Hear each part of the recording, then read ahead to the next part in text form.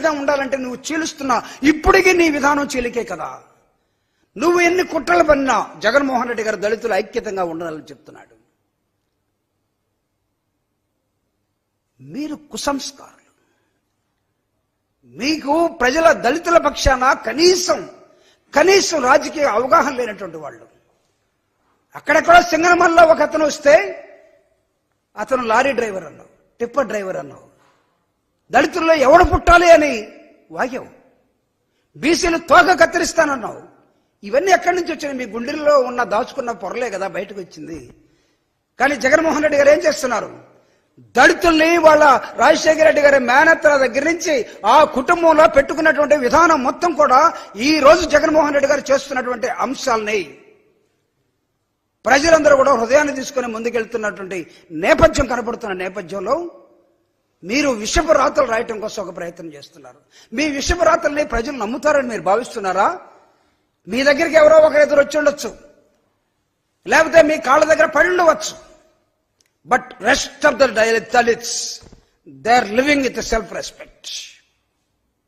ఒకవేళ ఒక పక్క చంద్రబాబు నాయుడు పెట్టి, ఒక పక్క జగన్మోహన్ రెడ్డి పెట్టి, ఒక్కొక్క రామోజీరావుని పెట్టి, ఒక్కొక్క జగన్మోహన్ రెడ్డిని పెట్టి మీరు వీళ్ళిద్దరిలో ఎవరు కావాలని దళిత సమూహాన్ని అడిగితే దళితులందరూ కూడా జగన్మోహన్ రెడ్డి కోరుకుంటారు, కానీ రామోజీరావుని చంద్రబాబు నాయుడిని కాదు. నువ్వేమన్నా దళిత సామ్రాట్టువా? మోరేవా రామోజీ? దళిత సామ్రాట్టువా నువ్వేమన్నా? దళితుల పక్షాన వాళ్ళ స్థితిగతుల మీద ఒక్కరోజు కూడా ఒక పేజీలో నీ ఈనాడు పత్రికలో వార్త రాలేదే? ఆర్ఎండ్బి పక్షాన అట్లీస్ట్ రిసెర్చ్ కోసం అయినా ఒకటి రాసుకోలేదే?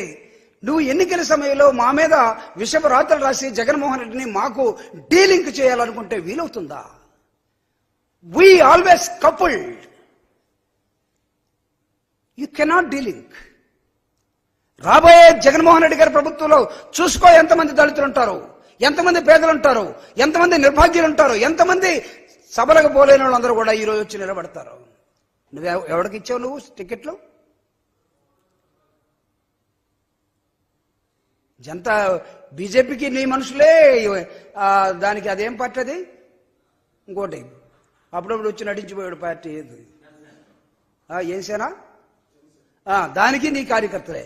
వాళ్ళకి లేరు అసలు. ఇదేం కూటమయ్యా? కూటములంటే ఇట్లుంటాయా? కూటములంటే సరి సమానంగా, లేకపోతే ఒక 3/4 ఇలాంటి బలాబలాలను చూపించుకుంటూ, ఒకటి 20 సీట్లకే వంగిపోయినోడు, ఒకడు 0 సీట్లతోటి నువ్వెవడైనా పెట్టుకో అనుకునేవాడు, ఒకసారి వచ్చి రెండోసారి రాకుండా పోయిన ప్రధానమంత్రి. నీ ఎన్నికల్లో బీజేపీ వాడు వస్తాడు అనుకుంటున్నావా? బీజేపీ వాళ్ళకి అర్థం కాలేదా? నేషనల్ సర్వేస్ కానీ స్టేట్ సర్వేస్ కానీ దాదాపు 6 డజన్ సర్వే సంస్థల మొత్తాన్ని కూడా జగన్మోహన్ రెడ్డి గెలవబోతున్నాడని చెప్తున్న విధానం కనపడటం లేదా? రామోజీరావు ఇచ్చే సర్వేని నమ్ముకొని చంద్రబాబు నాయుడు నువ్వు పోతావు.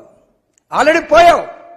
జగన్మోహన్ రెడ్డి గారిని విమర్శించే నైతికతనే మీరు కోల్పోయారు. విజయవాడలో ఎక్కడ రంగాన్ని చంపారో, ఎక్కడ మిగతా ప్రముఖులను చంపారో ఆ ప్రాంతంలో జగన్మోహన్ రెడ్డి కోసం మీరు పనిన కుట్ర ఏదైతే ఉందో ఆ కుట్ర విఫలమైంది. నొప్పి తెలియకుండా కడుపులో కత్తులు దూర్చే దుర్మార్గులు వీళ్ళు పొడిసేంత వరకు మనకు తెలియదు. ఎవడైనా వీళ్ళ పక్షాన ఇంకా ఉన్నట్లయితే, మా దళిత ఫ్రెండ్స్ కానీ లేకపోతే ఇంకెవరైనా ఉన్నట్లయితే, దయచేసి try to understand the worst nature of Chandrababu Naidu and Ramoji Rao.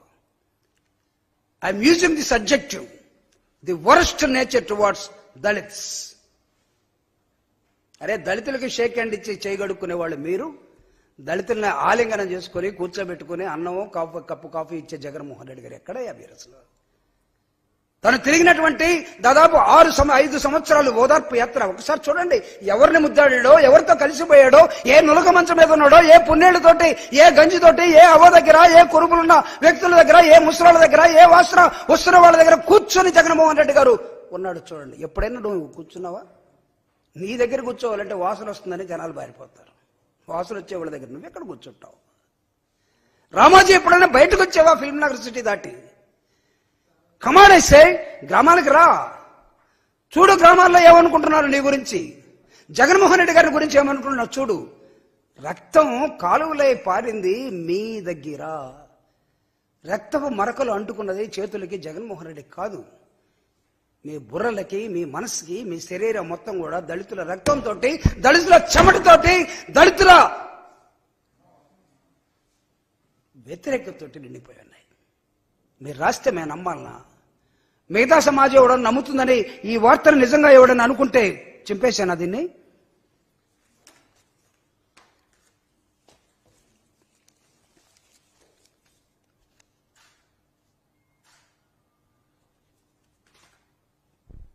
Try to understand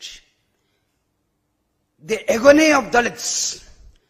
దళితుల హృదయాల్లో అగ్ని పర్వతాలు ఉన్నాయి కడుపులో. ఇంకా చెప్తున్నాను,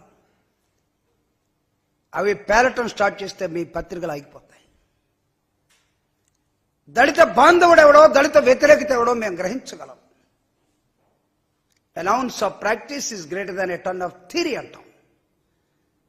అన్నమంతా పట్టుకొని చూడండి అవసరం, ఒక మెతుకు చాలు ఉడికిందా ఉడకలేదని.